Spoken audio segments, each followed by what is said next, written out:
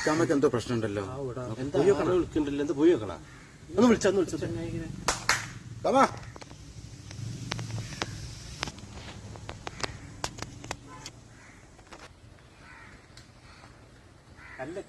എന്താ